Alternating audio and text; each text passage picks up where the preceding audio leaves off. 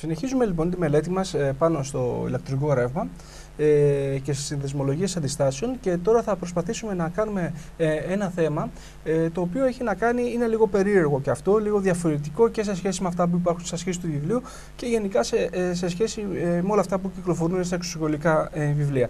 Είναι μια άσκηση πάλι από την Τράπεζα Θεμάτων. Για να δούμε λοιπόν τι μας λέει. Μας δίνει τρεις χαρακτηριστικές ρεύματος. Έχουμε πει και από τη θεωρία ότι η καμπύλη του V σε συνάρτηση με το Ι, η γραφική παράσταση του V σε συνάρτηση με το Ι ονομάζεται χαρακτηριστική ρεύματος για κάποιο στοιχείο, και μας δίνει αυτές εδώ πέρα τις τρεις καμπύλες. Ας πούμε το σχήμα 1, ας το πούμε, το σχήμα 2 και το σχήμα λοιπόν 3. Τώρα θέλω να ξεχωρίσουμε ποια είναι η χαρακτηριστική ρεύματος για την πηγή, ποια είναι η χαρακτηριστική ρεύματος για δύο αντιστάσεις που υπάρχουν από εκεί και πέρα. Τώρα, προφανώς, εμείς ξέρουμε λοιπόν ότι το V πολικό, έτσι, για τη χαρακτηριστική για την πηγή, έτσι, αν κάνουμε το V πολικό σε συνάρτηση με το Ι, το V πολικό είναι της μορφής ε πλην το Ι λοιπόν επί το R μικρό. Αυτό είναι όντως της μορφής αυτής που μας παρουσιάζεται, είναι μια ευθεία που δεν περνά από την αρχή των αξώνων προφανώς. Επομένως, λοιπόν, μάλιστα ξέρουμε από τη θεωρία, το έχουμε αναλύσει, ότι αυτό εδώ πέρα είναι το ε, μας το ζητάει άλλωστε να το βρούμε. Το ε επομένως είναι 24 λοιπόν βολτ, και αυτό εδώ πέρα το πράγμα, το 12, είναι λοιπόν έτσι το ρεύμα βραχικύκλωσης. Το οποίο ρεύμα βραχικύκλωσης, σας το γράψουμε και εδώ πέρα, είναι ίσο με το ε λοιπόν προς r μικρό, ή διαφορετικά το r μικρό θα είναι το ε που το βρήκαμε πριν ότι είναι 24 λοιπόν δια 12, θα είναι λοιπόν 2 ohm. Άρα λοιπόν έτσι έχουμε έρθει και έχουμε βρει και το r μικρό. Τώρα, οι δύο άλλες χαρακτηριστικές στο σχήμα 2 και σχήμα 3 αντίστοιχα, προφανώς λοιπόν θα ανήκουν στις αντιστάσεις. Γιατί ξέρουμε ότι το V, ας το πούμε αυτό V1, το V1 θα είναι ίσο με το Ι1 λοιπόν επί R1, με το Ι εν πάση περιπτώσει επί R1, όντως έτσι είναι R επί Ι, είναι μια ευθεία που περνά από την αρχή των αξώνων. Το ίδιο και εδώ πέρα το V2 θα είναι λοιπόν το Ι λοιπόν επί το R2, θα είναι της μορφής R επί Ι, πάλι θα είναι μια ευθεία που περνά λοιπόν από την αρχή των αξώνων. Για να δούμε τώρα από εδώ τι μπορούμε να βρούμε. Από εδώ πέρα ξέρω λοιπόν το Ι1 πόσο είναι μια χρονική στιγμή, έτσι, εδώ ότι είναι 10 και το V ότι είναι 30, άρα μπορώ να υπολογίσω απευθείας πόσο είναι το R1, δηλαδή το R1 θα είναι το V προς R, δηλαδή θα είναι 30 λοιπόν προς 10, ή το R1 θα βγει λοιπόν ότι θα είναι 3 ohm. Με τον ίδιο ακριβώς τρόπο μπορώ να έρθω και εδώ πέρα, έτσι, για αυτή τη τιμή του ρεύματος Ι2, το V λοιπόν είναι πάλι 30, επομένως να βγάλουμε ότι το 30 λοιπόν θα είναι ίσο με το 5 λοιπόν φορές το R2, ή διαφορετικά το R2 να είναι 35, 5x30, άρα θα μας κάνει λοιπόν 6 λοιπόν ohm. Αυτό λοιπόν θα είναι και το R2. Άρα λοιπόν από αυτά τα διαγράμματα καταφέραμε λοιπόν τώρα μέχρι στιγμής να βρούμε το ε, να βρούμε το R μικρό, να βρούμε λοιπόν το R1 και να βρούμε λοιπόν επίσης και το R2.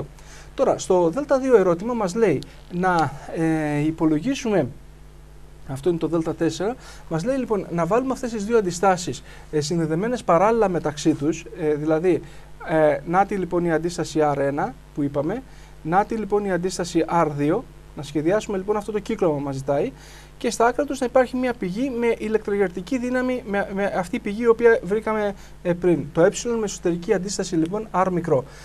Άρα λοιπόν τώρα εδώ πέρα εμείς θα κάνουμε λοιπόν και τα ρεύματα. Εδώ θα έχουμε λοιπόν από εδώ πέρα να φεύγει λοιπόν ένα ρεύμα Ι1, θα διακλαδιστεί σε ένα ρεύμα Ι2 και σε ένα ρεύμα λοιπόν εδώ πέρα Ι1, και στη συνέχεια θα κάνουμε πάλι τα ισοδύναμα λοιπόν εδώ πέρα κυκλώματα, δεν είναι και πολλά. Εδώ θα έχουμε λοιπόν το R εξωτερικό, το ε λοιπόν με την εσωτερική αντίσταση R, και αν κάνουμε λοιπόν και το άλλο ισοδύναμο κύκλωμα, τελικά θα έχουμε εδώ λοιπόν να είναι το R ολικό με την ηλεκτρογερτική δύναμη λοιπόν εδώ πέρα ε.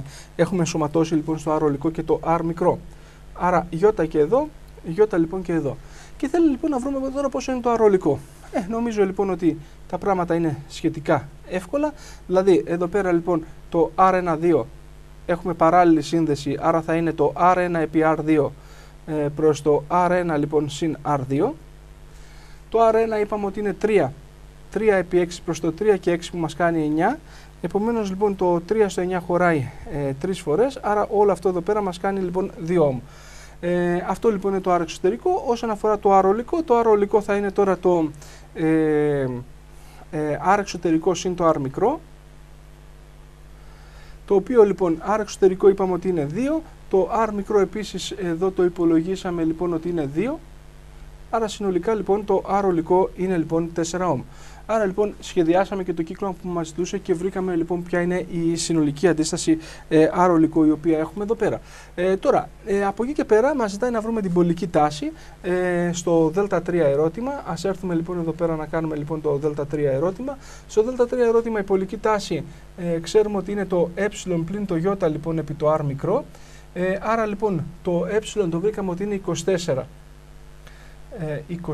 πλην το ι. Το ι δεν το έχουμε βρει, το ι το συνολικό δεν το έχουμε βρει. Ας το βρούμε εδώ πέρα. Το ι είναι το ε λοιπόν προς το R ολικό, δηλαδή θα είναι το ε που είπαμε ότι είναι 24 προς το R ολικό που βγαίνει εδώ είναι 4, 4 6, 24, άρα μας κάνει λοιπόν ότι είναι 6 αμπέρ.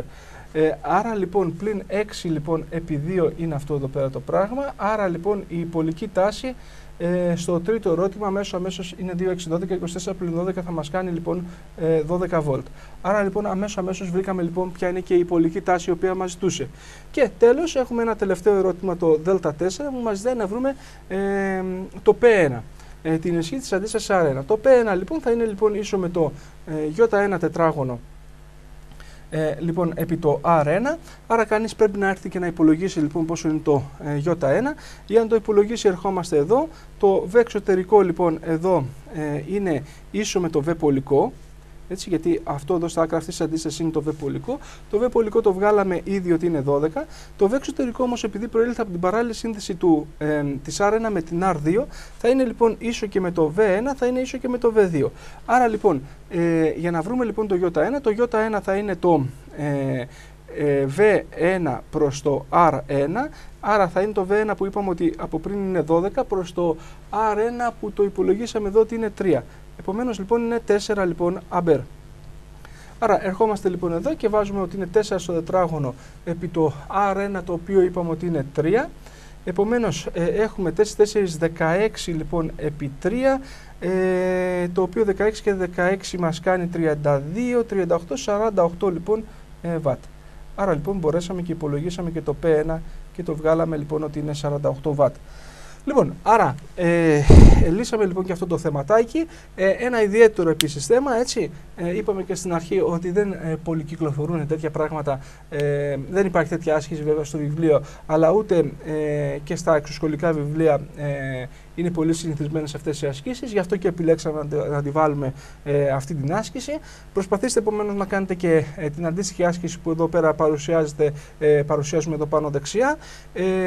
Μείνετε συντονισμένοι στο School Doctor TV, ακολουθούν και άλλα πολλά θέματα και σε αυτό το κεφάλαιο και στα προηγούμενα και επόμενα κεφάλαια τα οποία υπάρχουν στην ύλη της φυσικής Β, γενικής παιδείας, και εμείς τα λέμε στο επόμενο θέμα.